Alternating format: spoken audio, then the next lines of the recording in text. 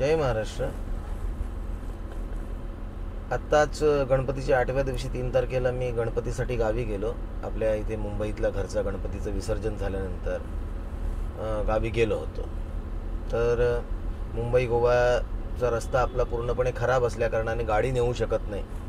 त्यामुळे ठरवलं विमानाने जावं, हवाई मार्गे जावं आणि इथून मोपा इंटरनॅशनल एअरपोर्टला गेलो. मनोहर पर्रिकर इंटरनॅशनल एअरपोर्ट येथे उतरलो. आता तिथून अशी गंमत आहे की तिथून सरळ कुडाळला जाण्यासाठी काहीच बस वगैरे काही नाही आहे. सिंधुदुर्ग जिल्ह्यात जातच नाही तिथून सरळ बस. त्यामुळे तिथून कदंबा बस मार्गे म्हापसा आणि म्हापशा मार्गे कुडाळ. इथून म्हापसा तिथून आहे 1.5 तास, 1-1.25 तास लागतो आणि म्हापशाहून 2 तास पुढे कुडाळ. तर असे सरासरी आपले 3.5 तास जातात. म्हापसा तिथून 150 रुपये आणि म्हापशाहून पुढे 200 रुपये, असे 350 रुपये लागतात. तिथे कॅब करावी म्हटलं तर मोपा इंटरनॅशनल एअरपोर्टवरून कॅब 4,000 रुपये मागते.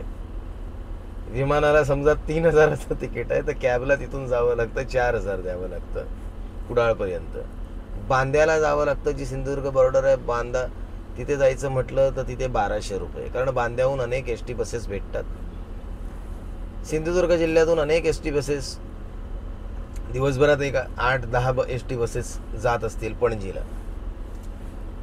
तर माझा हा व्हिडिओ बनवण्याचा हेतू हाच आहे की सन्माननीय फडणवीस साहेब, देवेंद्रजी फडणवीस साहेब यांच्यापर्यंत हा व्हिडिओ पोचावा. महाराष्ट्राचे जे द्रष्टे मुख्यमंत्री आहेत तर त्यांच्यापर्यंत हा व्हिडिओ पोचावा, जेणेकरून त्यांना कोकणातल्या माणसाची दुःख या माध्यमातून कळेल की घरी पोचण्यासाठी, कारण गाडी स्वतःची नेऊ शकत नाही, ट्रॅफिक असतं, रस्ते खराब आहेत, यामुळे स्वतःचेच पैसे खर्च करून आपण जातो हवाई मार्गे. तिथे मोपा इंटरनॅशनल एअरपोर्ट जे सिंधुदुर्ग बॉर्डरपासून जवळ आहे, म्हणजे कुडाळवरून मोपा इंटरनॅशनल एअरपोर्ट 1 तास 10 मिनिटापर्यंत आहे. सरासरी तासभर लागतात.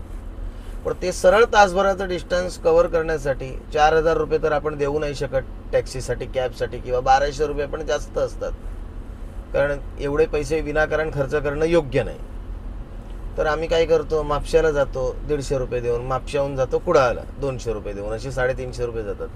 तर माझी आपणास एकच विनंती आहे की ज्या एसटी बसेस आपल्या सिंधुदुर्ग जिल्ह्यातून ज्या पणजीला जातात, त्या तिथे धारवळ की शिरवळ असं काहीतरी आहे ते गावाचं नाव त्या कॉर्नरला, तर तिथून आतमध्ये ना 1-1.25 किलोमीटर मोपा एअरपोर्ट आहे, 1-1.5 किलोमीटर. तर त्या जेवढ्या एसटी बसेस जातात पणजीला त्या आतमध्ये जाव्या. आतून राऊंड करून त्या सरळ जर पणजीला गेले तर वाटेत म्हापसाही लागतं, पणजीही लागतं. त्या 1.5 किलोमीटरने काही नुकसान नाही होणार. तेवढाच रस्ता मोठा आहे, मोकळा आहे, पटकन जाऊन येणार. 2-4 मिनटं वाढतील, 5 मिनटं.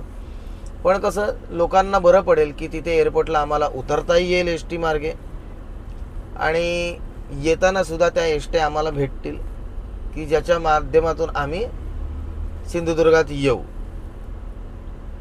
जर समजा, आणि दुसरी महत्त्वाची गोष्ट, त्या एअरपोर्टपासून जशी कदंबाची बस आहे, आपलंच राज्य आहे गोव्यामध्ये सुद्धा, सावंत साहेब तिथे मुख्यमंत्री आहेत, तर आपण त्यांच्याशी बोलावं, त्यांना सांगावं की बाबा मोपा एअरपोर्टवरून जशा आपण बसेस सोडल्यात म्हापशासाठी, एअरपोर्ट ते म्हापसा वेळेनुसार आपण 2-2 तासाने, काहीतरी 1-1.5 तासाने आपल्या बसेस सोडल्यात, तर 50 रुपये जास्त आमचा चार्जेस घ्यावा आणि तिथून मोपा एअरपोर्टवरून बांद्यापर्यंत कमीत कमी बस सेवा द्यावी की जिथून बांद्यावरून आम्हाला एसट्या भेटतील, किंवा महाराष्ट्र सरकारने आपल्या एसटीची सोय करावी की बांद्यापर्यंत ज्या एसटी आहेत त्या थोड्या मोप्यापर्यंत वाढवाव्या.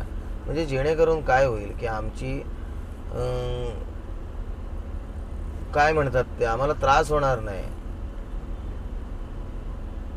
आणि आमची हाल खराब होणार नाहीत आमचे. एवढीच आपल्यास कळकळीची विनंती आहे.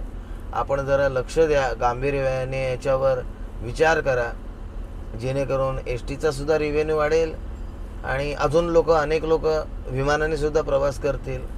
हवाई वाहतुकीचा देखील रिव्हेन्यू वाढेल. आणि आमचे त्रास कमी होतील. आपणास या गणेश चतुर्थीच्या निमित्ताने ही विनंती करतोय, कृपा करून लक्ष द्या, जेणेकरून आमचे त्रास कमी होतील. सर्वांना गणेश चतुर्थीच्या शुभेच्छा. आज विसर्जन आहे, आनंदाने विसर्जन करा, याच सदिच्छा. जय हिंद, जय महाराष्ट्र. धन्यवाद.